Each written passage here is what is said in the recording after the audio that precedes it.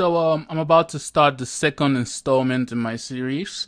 The first one I was talking about how to find the right virtual assistant and how to where to find them from, where to interview them. This series, this topic is going to be about how to work with your virtual assistant, essentially how to manage the right candidate once you've hired them. So why is this important? It's important because you need to have your virtual assistant deliver results, because that's the main reason you're hiring them in the first place.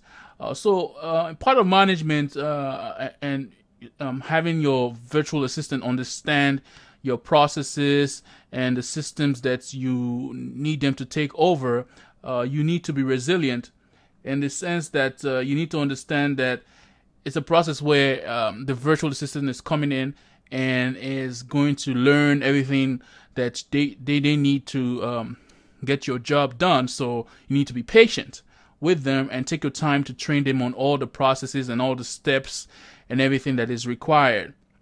All interaction will be done via technology, in the sense that your communication will be done through technology in terms of emails, voice over IP, and so on. So you need to familiarize yourself with the necessary technology and tools that you'll be using to get your job done. The three basic tools for communication are your email, your chat client, and also your voice over IP. So let me explain email. With email, you will need to set up an email for you and your virtual assistants to communicate and have instructions and feedback. Go back and forth within the email. Make sure that each email that you send applies to a specific. Each email instruction or feedback applies to a specific task or job that you have the VA work on. Also, make sure that if you have file names or documents, if you have files or documents that you're going to attach to an email, make sure that they also apply to the way you name the files. They also apply to a specific job. And also make sure that your email has the the right date and time so that it becomes easy to reference in the future. Concerning the chat client, you want to set up your virtual assistant such that they have you and your virtual assistant have the ability to talk in real time, not to talk in real time, but to chat in real time, maybe via Skype, Yahoo Messenger, or even Google Talk, whatever chat tool that you have available. Before chatting, because when people start chatting, they can get carried away. You want to make sure that you list all the required items that you need to talk about when chatting, so that you don't get carried away.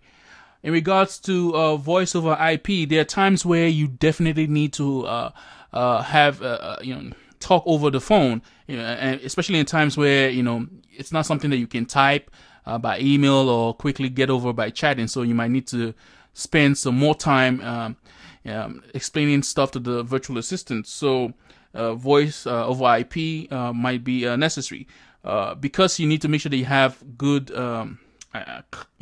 quality calls. It's essential that you get the best voice over IP providers out there. And at the end of every call, make sure your VA sends you a summary of what you discussed, because that's going to help you ensure that the VA understands what you talked about. Well, this is just the basics. There might be more tools that you need depending on your field and what kind of job you need done. So system orientation, and what this means is you having to train your VA on the systems that they going to use to get stuff done.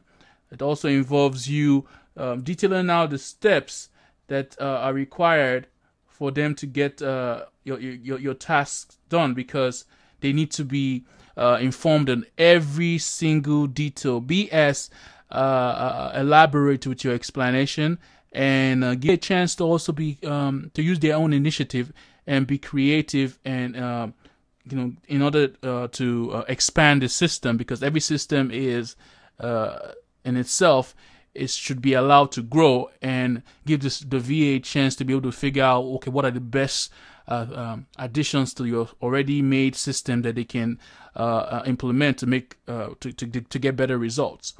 Because this is a training that might get very involving, you can make use of videos to detail out the steps that you need them to carry out for your task. Also, make sure that you have the documents, the documents that are needed for the job in the right format, because it's one thing to explain to the VA what you want them to do, but if you give them everything they need in the right format, then it's a lot easier for you to get what you're already looking for. Take the time to explain the deliverables, because they need to know what is expected of them. So explain the deliverables, and also explain the time frames when you expect them to get stuff done. The best way to do this is to have to actually before you get the VA, spend time understanding the task and trying to implement the task yourself, so you have a realistic expectation of how long it will take to get the task done. You need to be proactive in the sense that sometimes the communication lines might break down, so you need to set up a contingency plan by having your VA immediately respond to you and let you know maybe some of the communication lines that you guys use are down, or if it's in your end where maybe your own communication lines are down, you need to be proactive and let the VA know, because constant communication is needed between you and your VA in order to get the jobs done. Also, you need to do something that I call synchronization of time zones. It's very important in the sense that you might hire a VA at a different time zone. Maybe it might be daytime where you live, and for the VA that same time might be midnight. So you need to understand at what times exactly do you want them to work, and at what times, at the time that you want them to work, what time will it be in their own time zone. So you need to understand that, and you need to plan ahead, because since you're having them, because of the time differences between yourself and the VA, you need to make sure that everything that you need them to do, they understand at what exact time in your own time zone those job needs to be delivered. I also say give the VAs frequent breaks, because if you were to work night time over a long period of time, you're going to break down. So you want to make sure that the VAs are fully energized and replenished. So give as much breaks during the week. What I would say is maybe once every week, let them have a day off so that they can replenish themselves and be able to do your task a lot more efficiently and effectively. So in conclusion, you need to understand that your VA is not a magician. Essentially, you can expect the VA to understand everything you want them to do and get the job done 100%, especially if you not spend the time to train them on your task and fully elaborate. I would say take the time to explain to the VA the goal and the reason for why they need to get a task done, so that they know the broader picture of what exactly they're doing.